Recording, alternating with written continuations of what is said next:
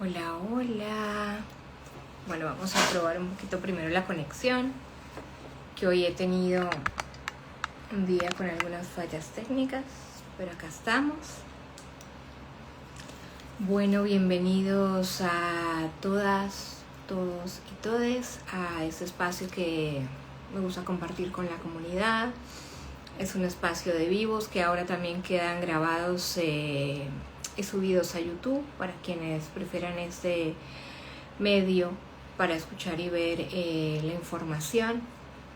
El día de hoy, en mi acostumbrado con un tinto, que es un cafecito en Colombia, chiquito, cortito, un americano, podríamos decir en otros lugares, es el nombre que le he dado a este espacio para invitar a personas a hablar de temas específicos en relación a la neurodivergencia y a temas que son de nuestro interés en la comunidad.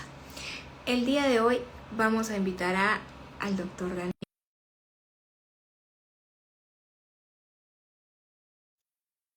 Le vamos a dar acceso para que se conecte con nosotros. Mientras yo me voy a poner los lentes, así los puedo ir leyendo. Hola, hola. Muy buenas tardes, qué Hola, alegría. doctor. ¿Cómo está? Muy bien, muy feliz de poder por fin compartir este espacio con usted, mi profe y sí, y mi maestra en gran parte de este proceso de aprendizaje sobre el autismo femenino.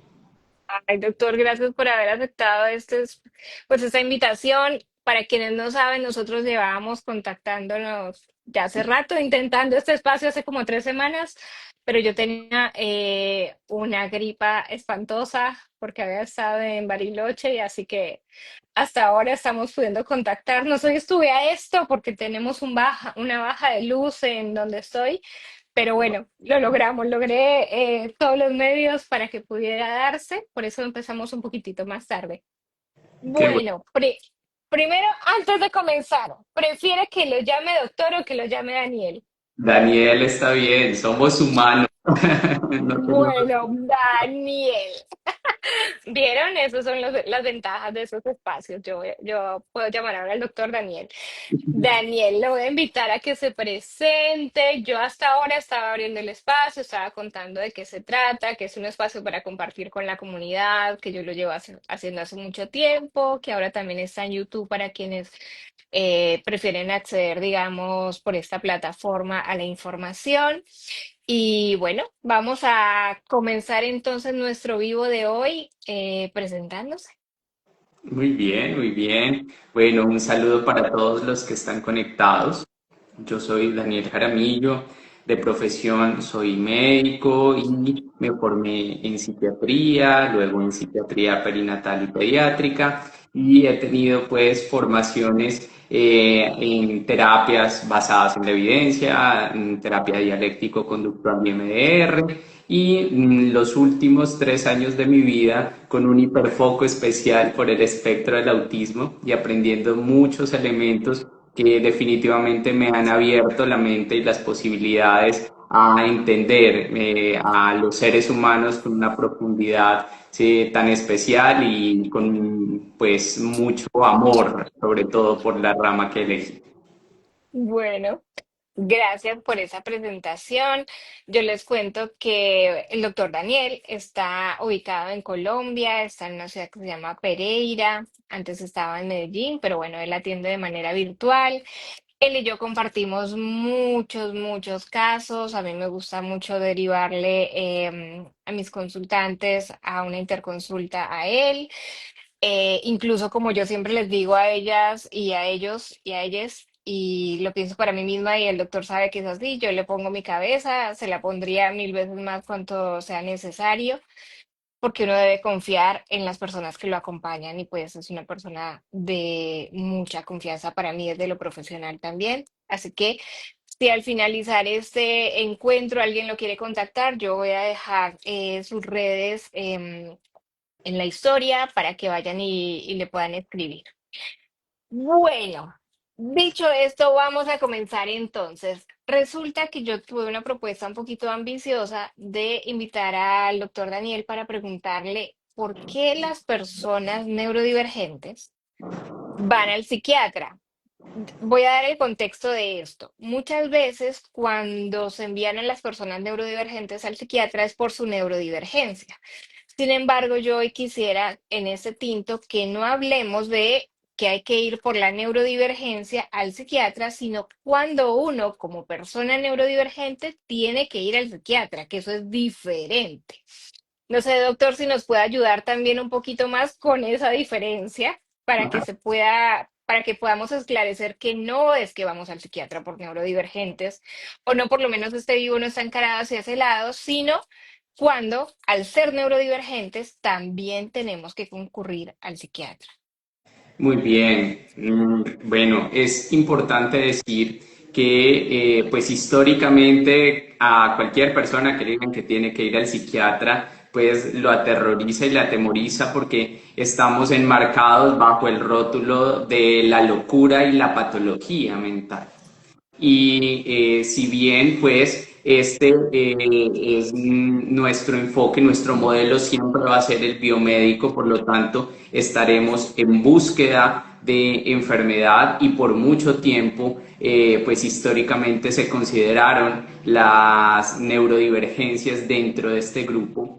A la luz de la evidencia científica que es contundente, sabemos que son condiciones de procesamiento cerebral diversos y que hacen parte, ¿sí?, de esa curva, ¿sí?, que enriquece nuestro sentido social y de interpretación del mundo. Así que esa es la primera diferencia, que precisamente ya la evidencia nos muestra que debemos quitar el rótulo de enfermedad mental a condiciones del procesamiento cerebral, como el espectro del autismo, algunos tipos de discapacidades, procesamientos de la información y del aprendizaje, y cada vez emerge más evidencia sobre diferentes condiciones que antes creíamos se consideraban enfermedades mentales y hoy en día sabemos que no. Pero sí es cierto que ciertas diferencias en el procesamiento en un mundo que no está adaptado y que no es amigable con las diferencias, va a llevar a situaciones de estrés a las personas. Y estas situaciones de estrés que se vuelvan recurrentes, pues empiezan a desestructurar esta biología cerebral. Y es ahí donde finalmente tienen aparición muchas de las condiciones que podemos rotular dentro de un grupo de trastornos, sean trastornos del estado de ánimo, trastornos de ansiedad o todo el resto de espectro de enfermedades que tienen cabida en cualquier cerebro. Pero, ¿sí?, y es ahí donde mi misión empieza a jugar un rol importante, que es en estas condiciones, esta forma de procesar el mundo, de entenderla y también de verse afectada por ese mismo mundo, genera todas estas formas de aparición de psicopatología que se manifiestan definitivamente en otras maneras y en otras formas. Y por eso, ¿sí?, muchas de las derivaciones a psiquiatría no es por la definición del espectro es o no es, pertenece o no pertenece, sino porque todas estas situaciones también generan desbalances bioquímicos o psicológicos graves que ameritan un acompañamiento desde el modelo biomédico. Tal cual. Yo voy a decirles mis palabras también, pero doctor, cualquier cosa corríjame. Y es, yo siempre le digo a mis consultantes, incluso lo pienso para mí, quiero que sepan que esto no es fácil a veces de pensarlo, y menos cuando uno ha sido formado en un sistema bastante capacitista de pensar, bueno, yo también me puedo enfermar, o sea, me puede dar gripe, me puede dar COVID, me puede dar diabetes, me puede dar depresión, sí. Y en esos casos, así como cuando voy al endocrinólogo por una diabetes o voy al oftalmólogo porque necesito hacer ver mis ojos, pues también tengo que ir al psiquiatra cuando estoy teniendo problemas de salud mental o complicaciones en mi salud mental. Sin embargo, la diferencia para mí, por lo menos, está en que no es lo mismo ir a cualquier psiquiatra que no conoce de neurodivergencias a ir a un psiquiatra que conoce de neurodivergencias. Entonces ahí viene la otra pregunta que yo le iba a hacer, doctor Daniel, y es cuál sería esta diferencia, digamos, pensando a las condiciones como neurodivergencias y que una persona neurodivergente vaya y lo consulte porque, por ejemplo, está sintiéndose triste o no la está logrando o está muy ansiosa, de que lo consulte a usted, a que consulte tal vez a un psiquiatra que no tenga aproximación a a los diferentes neurotipos como neurodivergencia, sino como otro trastorno más. En este caso, por ejemplo, trastorno del espectro autista. Muy bien, querida Karen. Esta pregunta es muy importante, ¿verdad? Porque precisamente aprender sobre neurodivergencias necesita, yo digo, pasión por esto. ¿Sí? Uno necesita tener un interés genuino por conocer a profundidad, porque es un mundo completamente diferente y una manifestación tan diversa, tan amplia de las formas, de los afectos, de los comportamientos, de lo que está normativo y no, que finalmente se puede volver muy retador para una persona que no tenga un interés y una formación específica en neurodivergencias. Yo voy a ser muy genuino. Cuando yo empecé a estudiar medicina general, poco y nada se hablaba de estas condiciones, ¿verdad?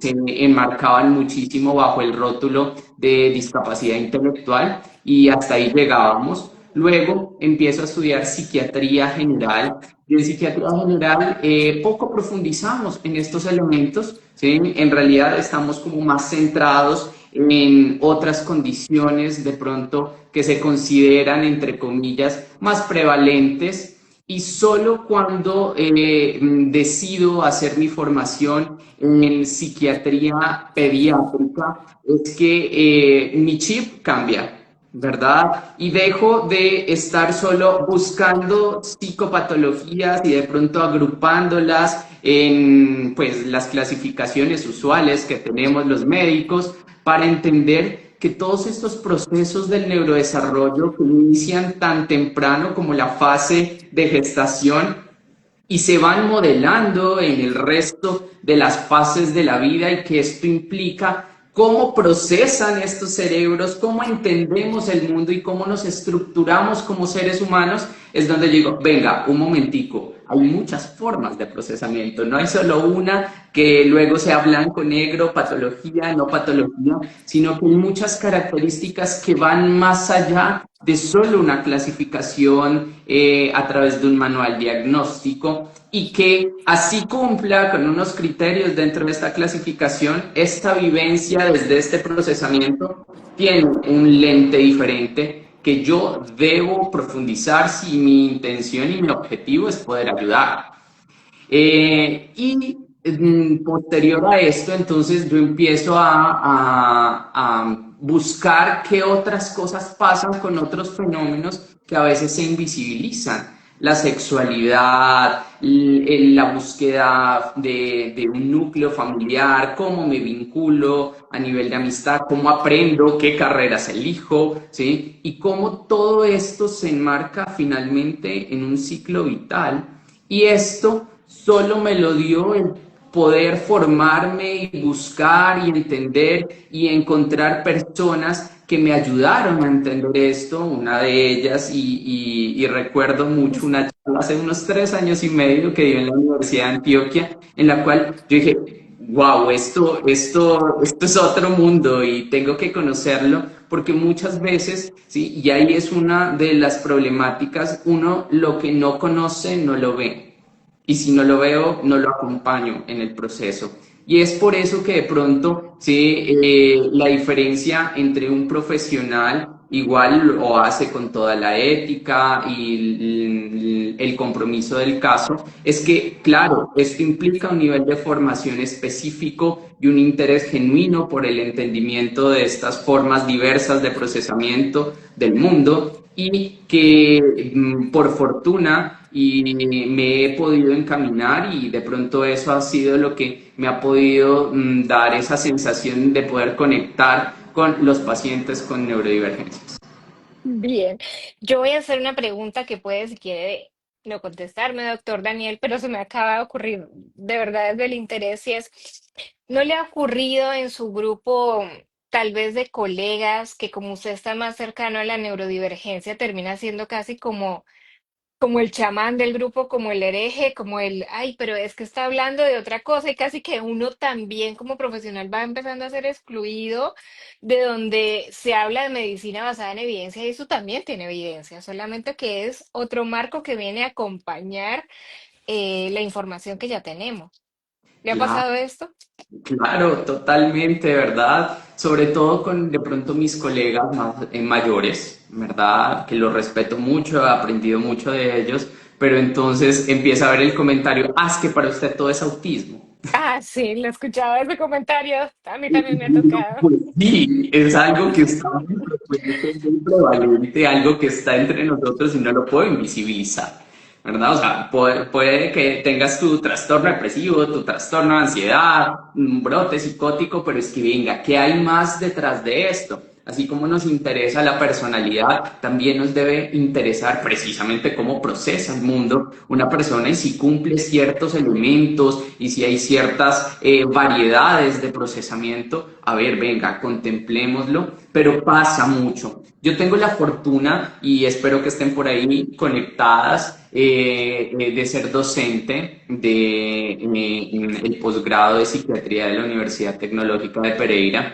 Y entonces es tal vez la primera vez que dentro del pensum se busca que se profundice y que se conozca de estas temáticas. Entonces, cuando yo roto, mis chicas generalmente me acompañan a las consultas, ¿sí? Y les digo, mira, ves esta característica, ves esta sutileza del desarrollo y cómo diverge de lo que usualmente se espera en el procesamiento infantil. Me dicen, uy, sí, ¿cómo no lo veía antes? ¿Verdad? Entonces, he tenido la oportunidad tanto de confrontarme con las generaciones antiguas como también de poder mostrarles esto que es contundente, que está, que no aparece de la nada, ¿verdad? Que no solo lo hipotetizamos acá en nuestro psiquismo, sino que realmente podemos objetivarlo y poder mostrarles este otro panorama, porque yo creo que necesitamos profesionales comprometidos y dispuestos a ayudar a todos, todas y todas las personas. Totalmente, totalmente. Bueno, entonces me siento un poco más dentro del círculo de profesionales que nos viene ocurriendo esto. Aparte, yo he visto que esto ocurre en varios países, no es que sea una cosa únicamente de Colombia, y esta frase también la he escuchado de únicamente ves autismo. Ante lo cual yo siempre le comparto a mis colegas que pues me muestren por escrito que no es, que es igual de valioso de evidenciar que no es, porque tenemos que pasar por todo lo que conocemos para ver si es o si no es. Y qué más puede estar acompañando, ¿no? Porque ojalá viniera solito, pero nunca viene solito siempre. Esto viene con la combi completa, digo yo. Totalmente. Y en este punto, entonces, ahí tengo otra pregunta para hacerle, doctor, y es la siguiente.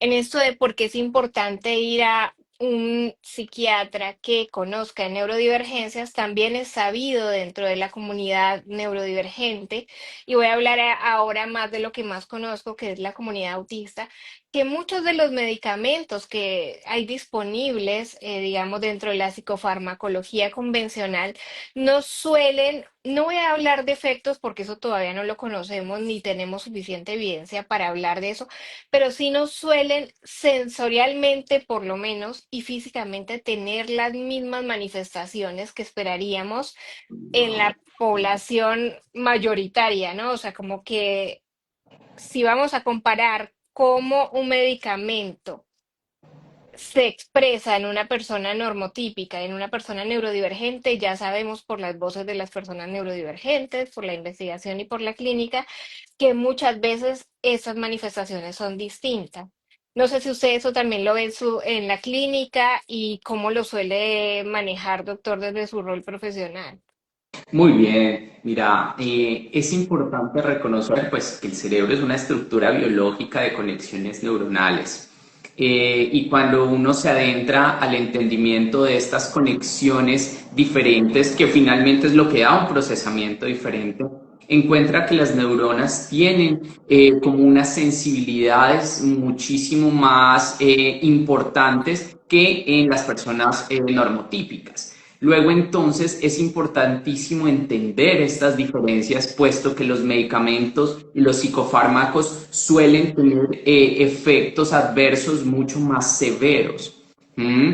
Y cuando muchas veces desde el desconocimiento empezamos a utilizar polifarmacia con el objetivo de controlar X o Y conducta o X o Y síntoma afectivo que no mejora con otros elementos, podemos estar siendo dañinos para nuestro paciente. Por fortuna y mi formación en psiquiatría infantil me ha dado como una mente sabia para poder ser prudente con los esquemas psicofarmacológicos. Digamos que se siguen casi que los mismos principios de la psicofarmacología infantil, que es moléculas que tengan evidencia, moléculas que tengan el menor número de efectos adversos y moléculas muy puras. ¿Sí? Y luego entonces estos principios siguen siendo muy vigentes para cuando uno maneja comorbilidades o concurrencias psicopatológicas en personas que están dentro del espectro, pero con frecuencia, cuando yo inicio un tratamiento e incluso iniciándolo a dosis mínimas, con titulaciones lentas, progresivas, siendo muy prudente y se me presentan efectos adversos que yo digo, uy, esto no debería pasar, pero ocurre. ¿Sí? Y claro, es que estoy finalmente interviniendo en la química y en redes neuronales que son completamente diferentes a cómo conectan las redes típicas, que es lo que usualmente nos formamos.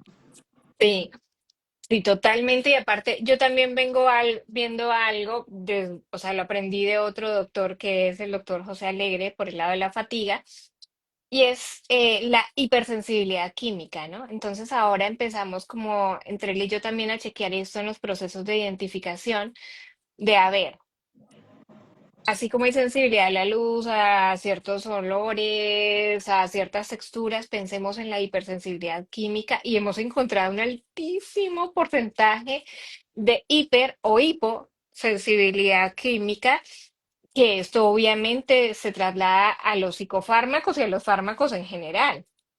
Total, totalmente. Incluso, pues, ¿no? Y tomándolo desde todas estas teorías de que hay mayores sensibilidades a ciertos grupos alimentarios, dificultades en la absorción, en el procesamiento digestivo, pues también esto debe tener un impacto en todos los procesos dinámicos, pues, de farmacológicamente cómo lo procesamos en el hígado, cómo pasa esto a través del cuerpo, cómo finalmente llega al sistema nervioso. O sea, que no tengamos todavía un campo de estudio específico en qué pasa con los metabolismos de personas dentro del espectro, no quiere decir que no se presenten y que lo observemos clínicamente todo el tiempo. Sí, sí, sí, qué bueno que eso también quienes nos están viendo ahora o los van a ver después o escuchar lo sepan, porque para mí, por lo menos a nivel clínico, esa también es una de las diferencias de cuando uno consulta a un profesional que conoce neurodivergencias y cuando no. Cuando no se conoce, lo que yo veo en la experiencia clínica es o polifarmacia, como dice el doctor, o paso de un medicamento a otro medicamento, pero ni la persona sabe qué está sucediendo y tampoco el profesional lo puede llegar a saber muchas veces. Y a veces tiene que ver es con esto de la hipersensibilidad, por ejemplo, química, o las diferentes formas de procesamiento, eh, porque así somos completitos, no solamente del cuello para arriba, y entonces esto realmente cambia cualquier prescripción que se haga. Doc, Bien, incluso de pronto a dígame. mí me gustaría que muchas veces desde el desconocimiento de la neurodivergencia asignamos rótulos de refractariedad, ¿no? Entonces una depresión refractaria al tratamiento porque ya pasó por 3 antidepresivos y no funcionó. Y cuando nos damos cuenta es que venga, hay un montón de cosas que están acá y que explican por qué es tan difícil poder controlar ciertos síntomas, cierto comportamiento desde la otra perspectiva. Entonces también es que uno agudiza mucho esa visión como 360 de la situación. Cuando de pronto Sí. profesional que esté más entrenado en neurodivergencia.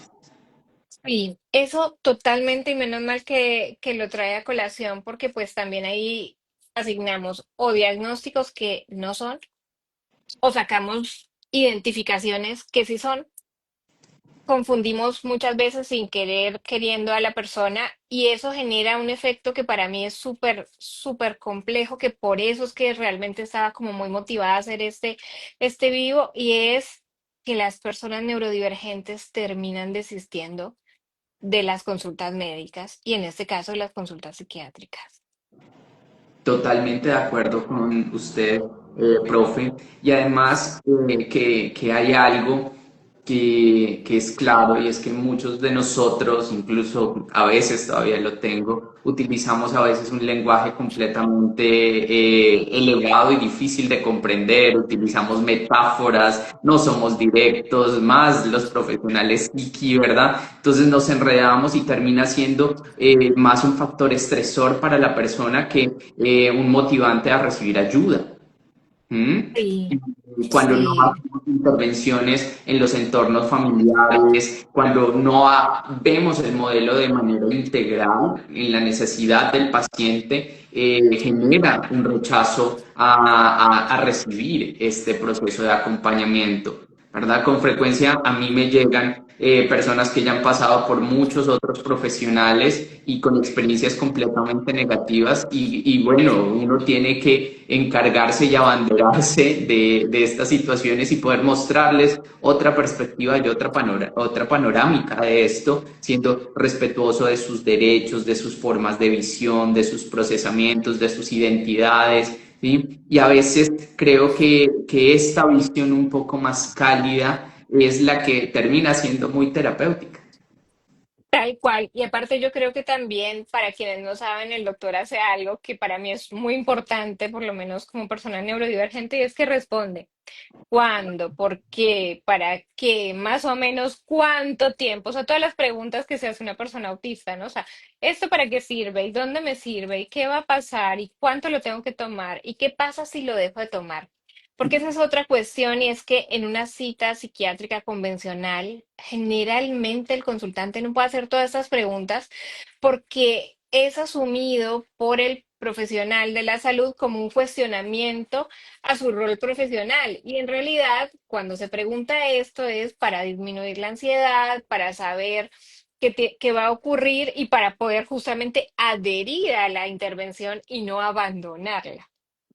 Totalmente, totalmente. O sea, con que uno comprenda que hay una alta sistematización de la información, uno sabe que no es contra mí, que no es contra mi decisión terapéutica. ¿Sí? Es que necesita saber un paso a paso, un uno, 2, 3, 4, 5 de qué va a ocurrir en su cerebro. Y ahí yo le anotaría otro plus que por lo menos yo he aprendido que los incumplimientos de los regímenes psicofarmacológicos no son vistos como algo punitivo, ¿no? Como no se va a mejorar porque no se toma el antidepresivo. No, venga, planteemos qué es lo que está pasando, hay miedo de esto, qué está pasando en la respuesta, hay predominio más de efecto adverso que de efecto terapéutico. Entonces, como arrancábamos esto, creo que somos humanos acompañando humanos. Acá yo he aprendido totalmente que la jerarquía, ni que yo me las sé todas, he aprendido un montón de muchos de mis consultantes que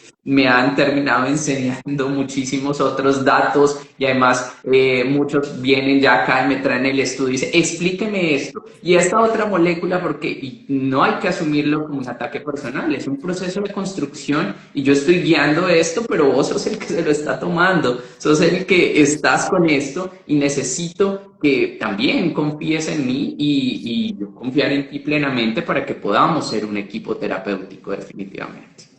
Sí, tal cual, y eso es como muy, muy importante. Eso también creo que hace la diferencia en cualquier tipo de consulta, no solamente las médicas, sino en cualquiera, pero en el sistema médico justo lo hemos hablado mucho en los últimos vivos en los que yo he podido, digamos, promover y participar, ¿qué es esto, no? Es esa alianza terapéutica horizontal ayuda a evitar que haya una migración de médico en médico y que empieza a volverse ya como básicamente casi que como un vía crucis para la persona, terminan abandonando y ahí tenemos después muchas complejidades que podríamos evitar. Totalmente, totalmente. O hospitalizaciones que no tienen cabida porque está desesperado, o frustraciones también por parte del tratante, ¿no? De qué hago, por qué no mejora, qué pasa, de conductas que atentan contra la vida, problemáticas de impulsividad, ¿sí? Todos estos elementos mejoran con un buen vínculo, pero para poder construir un buen vínculo tiene que haber un interés genuino por todo tu proceso. Tal cual. Doctor, respondiendo a algunas preguntas, cuándo una persona neurodivergente debería pensar en qué sería adecuado concurrir a una cita? O sea, ni siquiera es que iniciar un tratamiento, sino concurrir a una cita, así sea de orientación con el psiquiatra. ¿Qué lo debería alertar?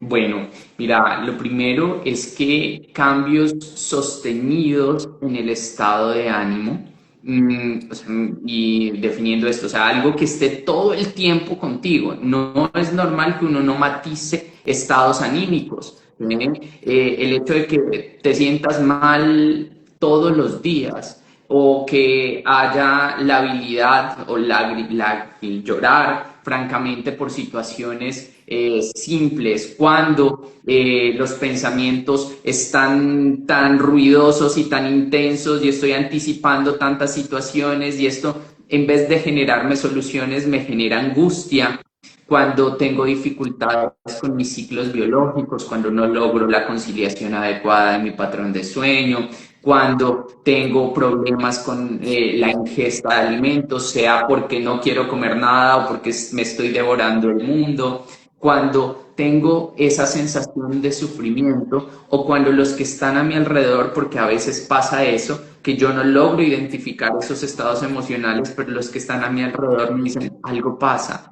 ¿qué está ocurriendo? Ya no estás haciendo las cosas como usualmente las haces. Cuando hay este sentido de sufrimiento que va más allá de las respuestas esperables a ciertas situaciones, creo que es momento de que podamos sentirnos acompañados con un profesional en psiquiatría. Bien, yo a eso, doctor, le sumaría también, por lo menos pensando en la comunidad, que cuando uno deja de interesarse por sus intereses profundos o ya no está sintiendo placer al hacerlos o ya no tiene tiempo de hacerlos o no tiene ganas de hacerlos, está cambiando sus conductas. Generalmente, por lo menos en el autismo, hay conductas esquemáticas o rutinas y se están cambiando estas rutinas casi que a diario o no hay una rutina. Para mí esos también son indicadores de algo está pasando, pero esto no es lo típico que menciona, por ejemplo, un código con el que nos regimos con el doctor que se llama DSM, que es un manual, sino que esto está más descrito en las conductas de personas autistas que están deprimiéndose, que están estando más ansiosos, que hay cambios que no pueden evidenciar y entonces ahí empieza a aparecer la necesidad de, si yo no estoy disfrutando, si no estoy haciendo esos intereses profundos que generalmente suelo hacer, algo está pasando. Totalmente, totalmente, ¿verdad? La irritabilidad también puede ser un marcador que a veces omitimos, de estar enojado todo el tiempo, ¿verdad? Estar respondiendo de una forma muy reactiva a las cosas. O por otro lado, tener que casi que obligarme a enmascarar o a hacer cosas, ¿sí? Porque no hay energía o porque La no quiero energía. se den cuenta de que estoy mal, ¿verdad? Entonces también sí, cuando yo me estoy sintiendo sobrepasado o utilizando estrategias en las cuales me estoy viendo afectado, creo que también es una de las indicaciones para levantar la manito y esa banderita roja y decir, venga, a veces uno no puede solo. Tal cual. La falta de energía creo que también, o los cambios de energía, o mucha que no es convencional en mí, o muy poca. Yo ahora voy a dar un poquito un ejemplo autorreferente. Siempre cuando hablo con mis consultantes me dicen que a veces no se acuerdan de las cosas que hablamos, de las indicaciones que les doy, pero siempre se acuerdan de las cosas que yo les cuento a modo de chisme, ¿no?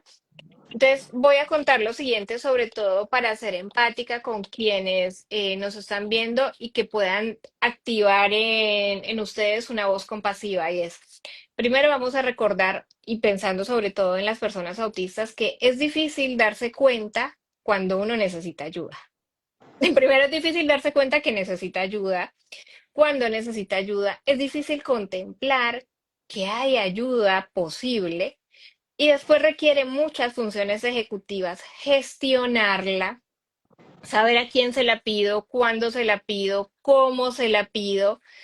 Y después hay otra línea muy difícil que es qué pasa si cuando yo la pido me dicen que no porque tengo que tolerar el rechazo y hay generalmente una sensibilidad muy alta al rechazo. Entonces, quiero que activemos esa voz compasiva y que ustedes sepan que pedir ayuda no es tan sencillo como pueden llegar a decirles afuera porque requiere todos estos componentes y seguramente algún otro que yo me esté olvidando.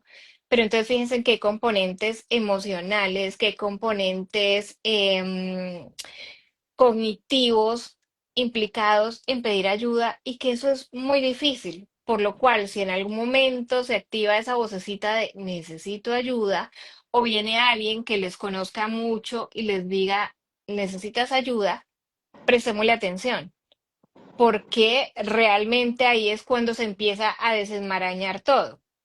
Entonces, yo les contaba que iba a hacer una autorreferencia, es la siguiente. Esto va más allá del nivel de lenguaje, el nivel cognitivo y el nivel de instrucción.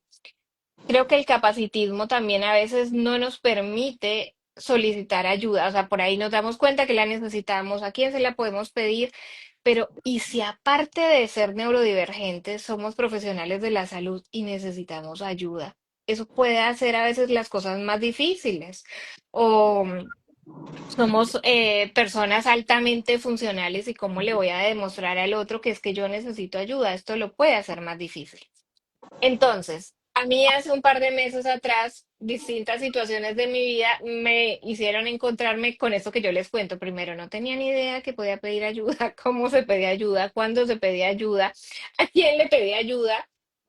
Y cuando me acercaba a alguien era como, no se te hubiera ocurrido pedir ayuda. Y yo, la verdad, sinceramente, que no. No era una posibilidad dentro de mi cabeza. Y aparte después pedir ayuda tiene ese otro componente que puede acercarnos con el trauma de la sensibilidad o la hipersensibilidad al rechazo. Pero una vez que se puede pedir ayuda porque alguien más no lo evidencia o porque nosotros mismos nos damos cuenta, las cosas cambian. Entonces, ¿por qué les cuento esta autorreferencia? Porque no tiene que ver con que si yo estudié esto, con que si soy neurodivergente o no, con el nivel que tenga cognitivo, sino con que es algo que probablemente a todos nos puede llegar a ocurrir y por eso es muy valioso tener cerca de nosotros a alguien que también nos conozca y que nos pueda decir, mira, tal vez no te estás dando cuenta, pero necesitas ayuda. Y ese alguien puede ser un terapeuta, que fue también en mi caso, que me dijo, mira, Karen, esta no la vas a lograr sola, anda a pedir ayuda. O puede ser un amigo, una amiga, un familiar que diga, es necesario que consultes ya y pidas ayuda porque no estás pudiendo hacer esto de manera personal y no tiene que ver con tu neurodivergencia únicamente. Tiene que ver con que necesitas ayuda. ¿Por qué digo únicamente? Porque voy a hacer una afirmación, doctor, para la cual le voy a pedir que nos dé después letra sobre esto y lo desarrollemos si es así o no, pero creo yo que es a veces un poco más desafiante ser neurodivergente y presentar un problema de salud mental que presentar un problema de salud mental y no ser neurodivergente. ¿Por qué? Porque nos tenemos todo este pedido de ayuda, el peregrinaje médico y después que podemos ir a consultar, o sea, pasar todas estas barreras y llegamos donde alguien que no nos sabe leer y Total, ahí nos vulnera más. totalmente de acuerdo. O sea, cuando yo recibo a un consultante, una consultante, y que me expresa, estoy en mi proceso diagnóstico o me hice esta inquietud respecto a lo que me ha pasado en el ciclo de mi vida, yo lo último que hago es adentrarme a saber si sí, si no, si no ocurre, porque eso es un proceso de identificación y toma tiempo y toma hacer duelos específicos y toma cuestionar todas las vivencias que has tenido y es supremamente complejo. ¿Sí? Es supremamente complejo poder llegar a esa conclusión diagnóstica en la gran mayoría de los casos que nos llegan, que son diagnósticos tardíos, que ya enfrentar cuánta vicisitud han podido presentar en el recorrido de su vida. Entonces yo lo último que quiero es que sientan que eso se cuestiona, ¿sí? Que se pega mucho al principio de esto, o sea, no me consultas a mí por el autismo, me consultas es porque tienes otro sufrimiento y voy a ver si está en mis manos poder guiarlo, poder moldearlo y poder ayudarte y darte una devolución. ¿Mm?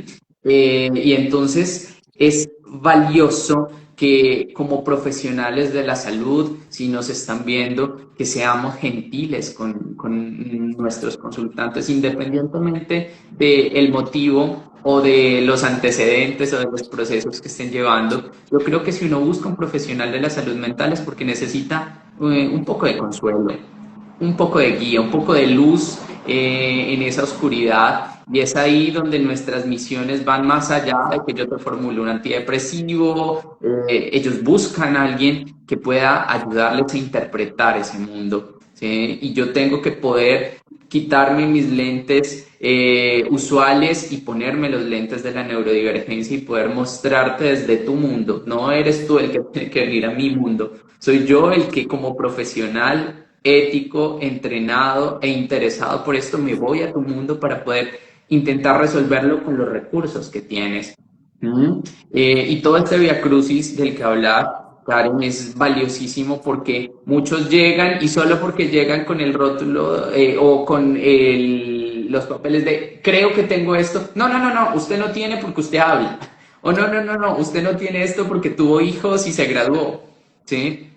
No, es que esto tiene unas raíces más profundas que a veces dejan intacto todo este otro proceso de funcionalidad, pero van más allá. Y entonces esto es lo que no se debe cuestionar. Eso es una como red flag, ¿sí? De si hay un profesional que te cuestiona directamente estos elementos, creo que no es alguien amigable en el proceso, sino que vos estás acá para acompañar otras cosas, para buscar otros elementos, ¿sí? Y para que sea cálido. Si en el proceso de evaluación nos dimos cuenta que no, que esto no representa estar dentro del espectro, muy bien, perfecto, pero tenés un sufrimiento. Si estás dentro del espectro, muy bien. Ahora veamos qué estrategias nos pueden ayudar a entender tus vivencias y a responder con esto que tienes.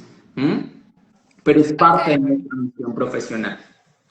totalmente. Y yo pensaba ahí como para completar esto de la autorreferencia, doctor, que cuando yo ya pude levantar la manito, como usted dice, y decir, pedir ayuda, que por suerte lo logré hacer, yo no recibí de primera mano eso te pasa porque eres mamá de dos niñas chiquitas y estás cansada.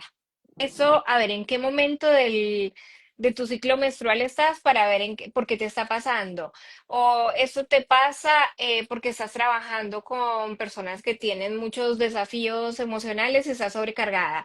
O eso te pasa porque eres neurodivergente. No, yo recibí una lectura genuina de lo que a mí me estaba pasando y yo incluso recuerdo que la vez que pude levantar la manito por primera vez y pedir ayuda, yo llevaba con un sufrimiento más de 6 meses y fue la primera vez que me pude poner a llorar por lo que mi sufrimiento me está causando, porque cuando uno recibe las palabras o escucha las palabras que pueden ponerle nombre a la situación que se está experimentando, puede conectar emocionalmente y sensorialmente más directamente con lo que está pasando. Y después de ahí, para mí todo tuvo mucho sentido y pude empezar como a recibir el apoyo que necesitaba, o si le queremos llamar ajuste, ajuste, pero ajuste o apoyo como una persona sufriente, que aparte de ser sufriente, soy neurodivergente, no como una persona neurodivergente que iba por su neurodivergencia y aparte algo más le estaba pasando, pero eso no importaba, y era todo lo contrario. Total, o sea, es que a quien tenemos al frente es un ser humano, ¿sí? A veces precisamente estas profesiones o estos modelos biomédicos nos reducen a el episodio depresivo, al trastorno de ansiedad, no venga, pero es que este es un humano que tiene ansiedad, una ansiedad tan intensa, tan desbordante que se clasifica como trastorno, ¿verdad? Que le está fregando su vida, así se pare, así atienda, así haga, le está generando malestar y le está restando funcionalidad. Y entonces es ahí donde uno se debe tornar validante, no se debe tornar confrontativo en lo absoluto. Estás acá pidiendo ayuda, o sea, ya tuviste que pasar todos los retos para poder llegar hasta acá. ¿Quién soy yo para invalidar todo tu esfuerzo y que estás por fin levantando esa manito? Y lo que dice profe es valiosísimo, es que para mí o dentro de cómo funciona mi mente es ayudar a ponerle nombre a lo que no tiene nombre, que a veces es tan complejo en muchos de los casos. Entonces, al ponerle nombre, yo puedo buscar formas de hacerlo diferente o buscar apoyos o buscar mi red de apoyo para que me pueda dar consuelo en este proceso, o podemos requerir el apoyo farmacológico que también es valioso. Entonces, es esto, es ponerle nombre a esto que te está pasando para que a partir de ahí juntos diseñemos algo que te ayude a sentirte mejor. Tal cual. Acá ya casi para ir dándole cierre al espacio, quiero como tocar un punto, porque sé que esto es un punto de temor entre muchas personas que van a la consulta psiquiátrica y que piensan que de una vez se va a iniciar a veces un tratamiento farmacológico y es, ¿por qué fui, me recetó A y resulta que no era A, era A1 y después no es A, sino es B y después es C? Entonces es que esta persona no sabe y ahí yo quisiera, doctor, que nos cuente un poquito que en realidad no tiene que ver con que la persona no sepa, sino con que todavía dentro del área específicamente de lo que es la psicofarmacología, pues hay muchas cosas que están no solamente en prueba, sino que cada organismo es diferente, pero pues que lo comente usted más ampliamente, que es el que sabe de esto, de por qué es que eso se da para quienes hacen esa consulta y salen por ahí con un médico, o sea, con una prescripción una vez y al mes o a los días tienen un ajuste, que sepan esto, por qué se da y que no lo tomen a personal. Muy bien, mira, a mí me gusta pensar en la psicofarmacología como una partida de ajedrez. A veces hay que hacer movimientos muy sutiles, en otras tengo que utilizar al caballo, en otras me puede funcionar más el alfil, en otras yo saco la reina, todo para poder proteger a mi rey y a veces hasta con el rey me toca atacar.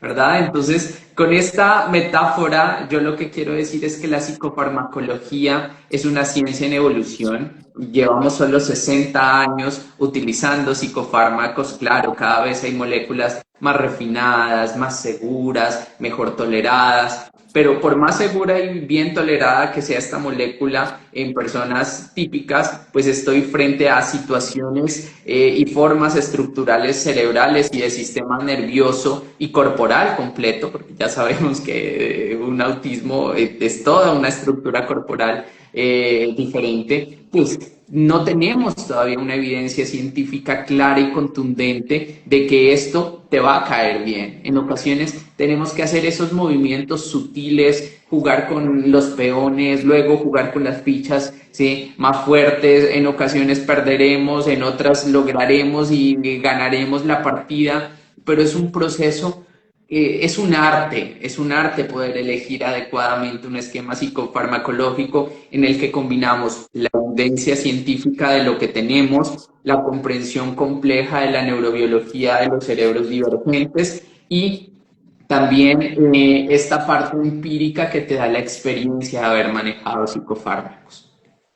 Entonces, Bien. vamos a cambiar muchos de los tratamientos. A veces uno dice, vamos a iniciar con este que tiene la mejor evidencia y uno va y espera los tiempos de funcionamiento y nada. ¿Sí? Así que como también uno a veces elige otro y ¡pum!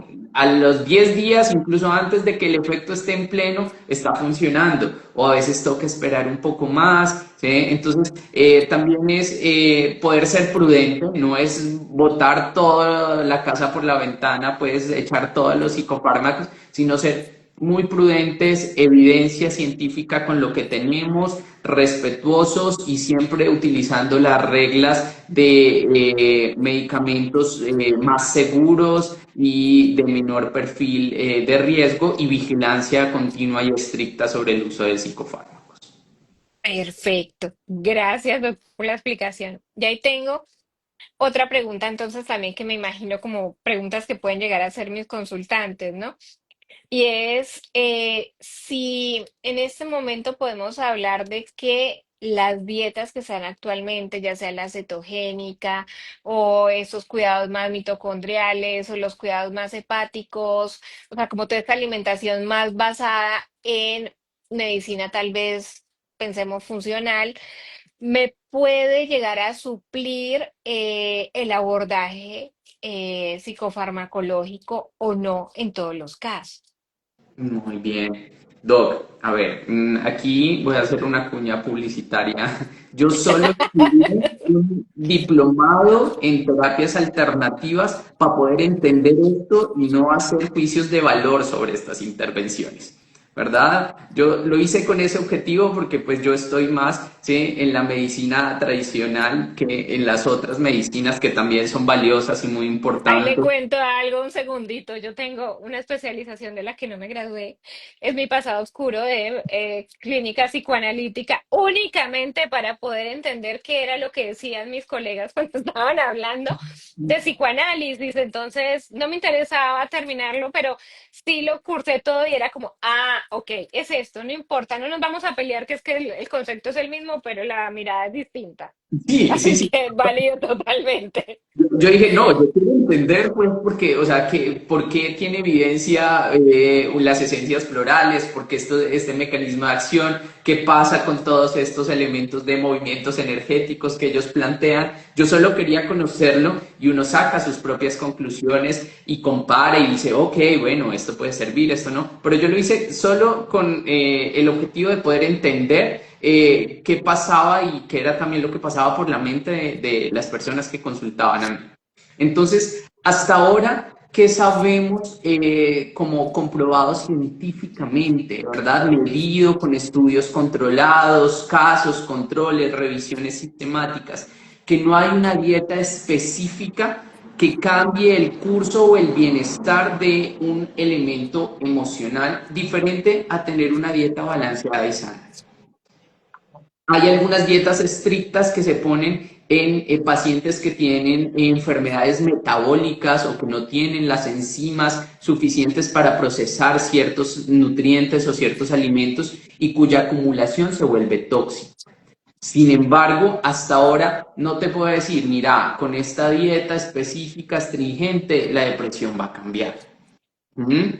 La depresión generalmente responde a un modelo biopsicosocial, donde lo biológico pesa, pero el resto de elementos pesa mucho, mucho también. Entonces, si yo te prometo curarte de una depresión, incluso solo con psicofármacos, te estoy mintiendo.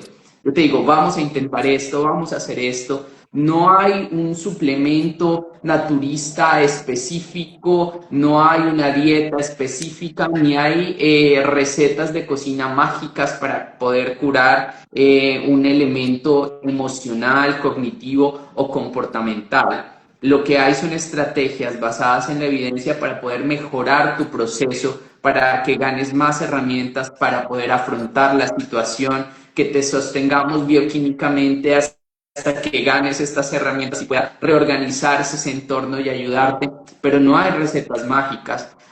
Hoy en día tenemos de pronto muchos suplementos que están en estudio, algunos de ellos van emergiendo con más fortaleza que otros para poder hacer como un estímulo cognitivo mayor, para poder mejorar ciertos elementos de debilidad y desvanecimiento, pero todos todavía están en estudio y ahí es donde juega también los principios bioéticos que tenemos en medicina, beneficencia, no maleficencia, ¿verdad? O sea, te doy las recomendaciones que más seguro te logren tener o que no te vayan a hacer daño. Y entonces yo lo que procuro es ver si hay interacciones medicamentosas con estos procesos, si esto va a ser deleterio a largo plazo, y yo les explico a las personas, mira, desde mi conocimiento creo que esto no te beneficia o esto definitivamente pues no, ni le suma ni le resta a mi proceso. Entonces creo que para eso debemos como interesarnos, conocer esto que está pasando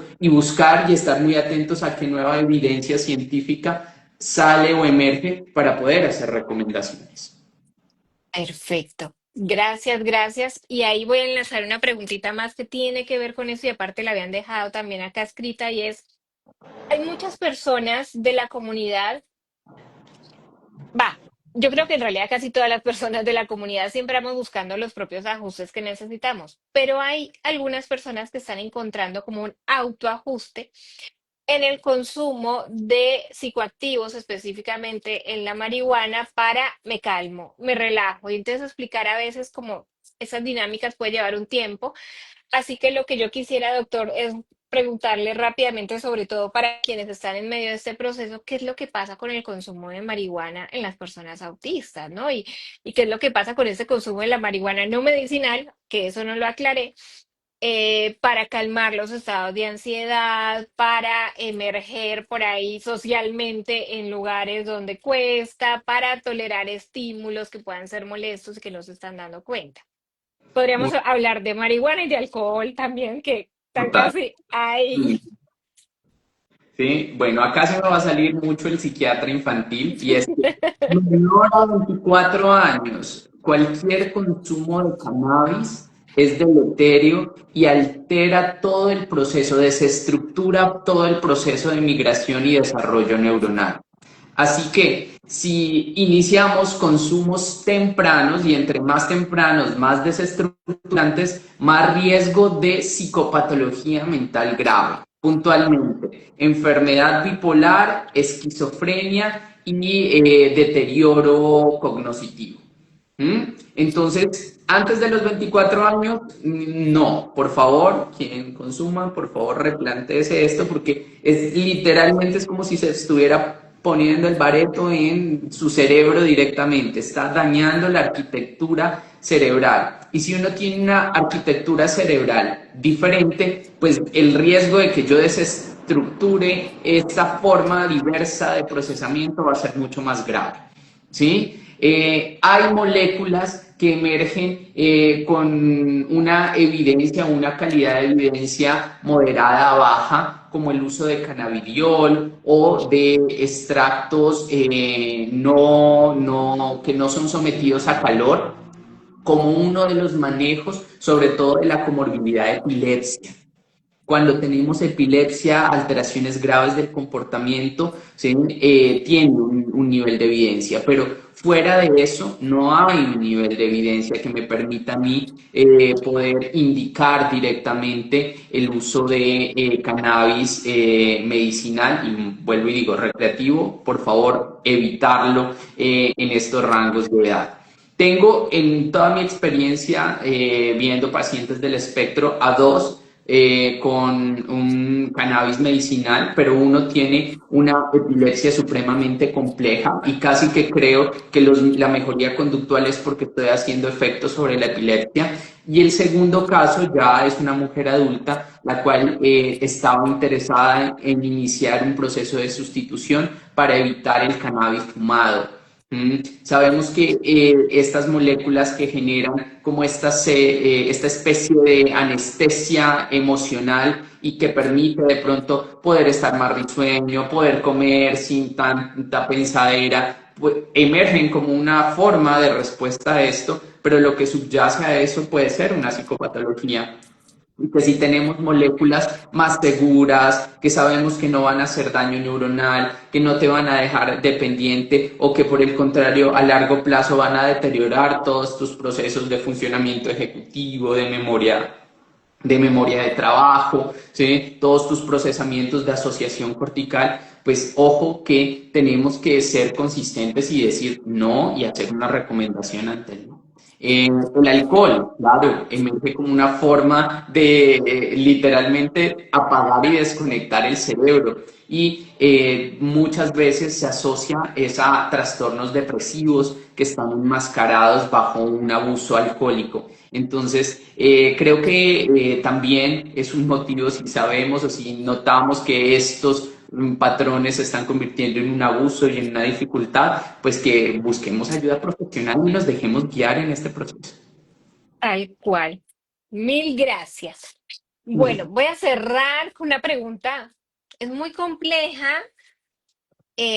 Seguramente no vayamos a tener respuesta, pero bueno, qué mejor que cerrar con preguntas para la gente que también nos escucha, que también puede ser que esté en el área de la salud y que se lo cuestionen.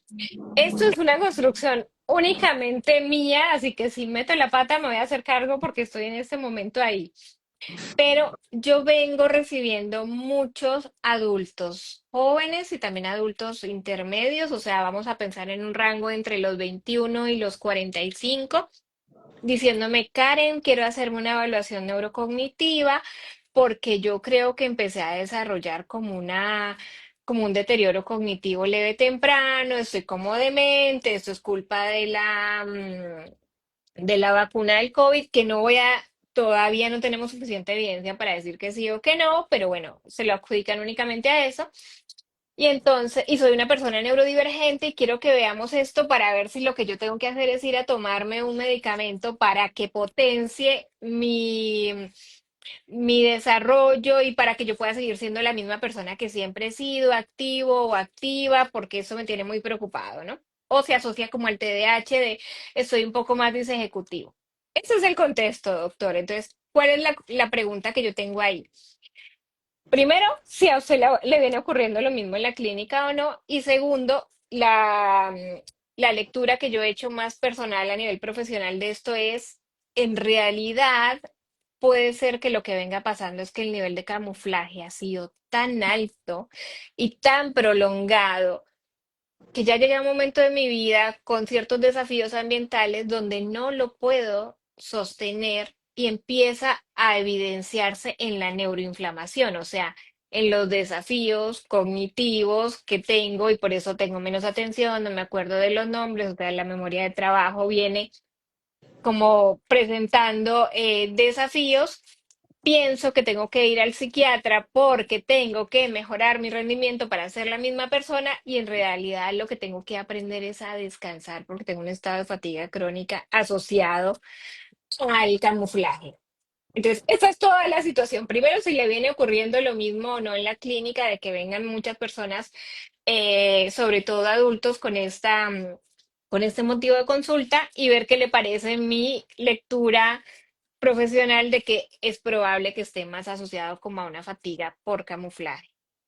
Muy bien. Voy a empezar diciendo que, claro, los síntomas afectivos y ansiosos intensos, clasifiquen o no en rango de trastorno o solo rasgo síntoma, van a producir cambios en los procesos cognitivos. ¿Sí? Un nivel de ansiedad y estrés elevado hace que haya disminución en la efectividad de los procesos atencionales, de los procesamientos ejecutivos. Claro que sí. Entonces, cuando un consultante a mí me llega con este motivo de consulta específico, estoy con quejas cognitivas, yo lo primero que me voy es a buscar cómo están esos niveles de estrés, que ahí vendría pegado a su teoría, que es completamente sabia, diría yo, porque claro, es que estamos en un mundo donde el nivel de exigencia desde lo laboral, desde lo económico, desde lo vincular, desde lo físico, está al tope. ¿Sí? Y tenemos que ser muy genuinos en esto, y es que neurodivergentes o no, estamos inmiscuidos en una lógica de producción y de mercado tan intensa que tenemos que dar respuesta a ello. Y eso termina generando todos estos otros desafíos.